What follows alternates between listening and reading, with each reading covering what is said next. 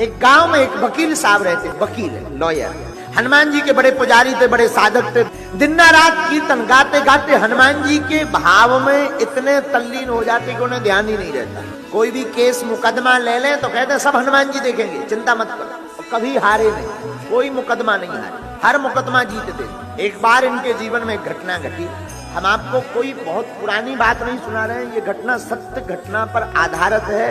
आगर मालवा जिले की श्री बैजनाथ मंदिर है, वहां की चर्चा हम आपको बता रहे। वही कोई 50-60 साल पहले एक बार एक व्यक्ति का उन्होंने मुकदमा लिया, केस को सुना, समझ गए ये मुकदमा सत्य है, ये जो व्यक्ति बोल रहा है ये निर्दोष है, इसको कहीं सजा ना हो जाए। बोले ठीक है भाई, चिंता मत करो, साफ प्रभु लीला करेंगे, लाओ हम तुम्हारा मुकदमा लड़ेंगे और तय है जीतोगे।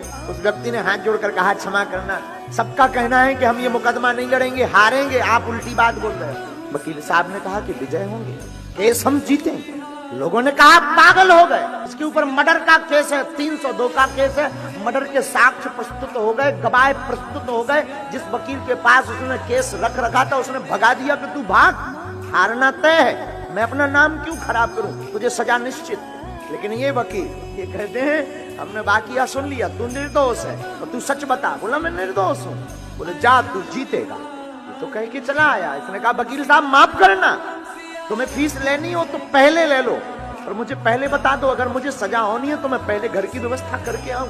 वकील ने कहा चुप हो जा, मैं फीस अभी नहीं लूंगा, मैं फीस बाद में लूंगा, नोटों की फीस नहीं लेता हूं। मैं तो यही कहूंगा तू भी आना मेरे सरकार के द्वार पर और कीर्तन करा देना राम नाम का। अब तो ये जो व्यक्ति जिसका केस लड़ना था, ऐसे लगा कि ये सच में मेंटल है, कहीं कीर्तन करवाने से कोई मुकदमा जीतता है। वैसे भी सब लोग जितने और लॉयर थे, जितने वकील थे, वो कह ही रहे थे कि ये पागल है, इसके चक्कर में मत पड़ो। लेकिन अब तो तय हो गया। लेकिन मरते क्या नहीं करते, देखते हैं ये इनका इष्ट क्या करता है। आपका भरोसा कितना मजबूत है अपने इष्ट के प्रति, अपने गुरु के प्रति।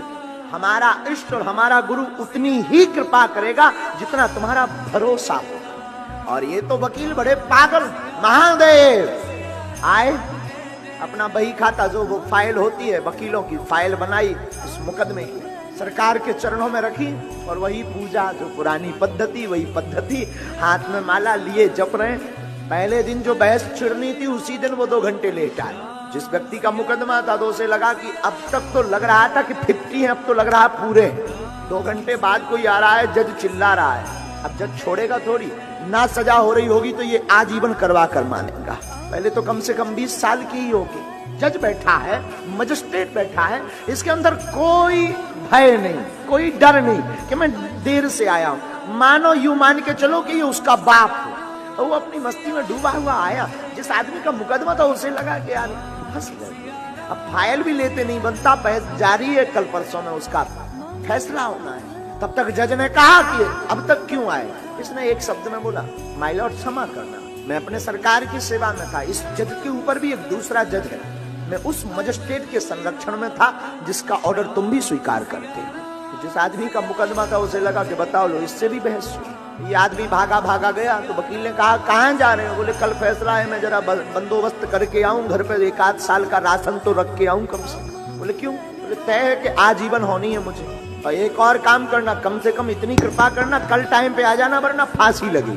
वकील ने उस साधु पुरुष ने मुस्कुराकर कहा जाओ, कोई व्यवस्था मत करके आना, तुम तो सीताराम कहकर आना। दूसरा दिन हुआ और हद पार हो गई। दूसरे दिन तो और बड़ी बारी लीला हो गई। ये मंदिर गए, मंदिर में सरकार के पास बैठे, हनुमान चालीसा में ऐसा मन रम गया, ऐसा मन रम गया, ऐसा मन रम गया कि कब कोर्ट का टाइम हो गया, कब निकल गया खबर नहीं।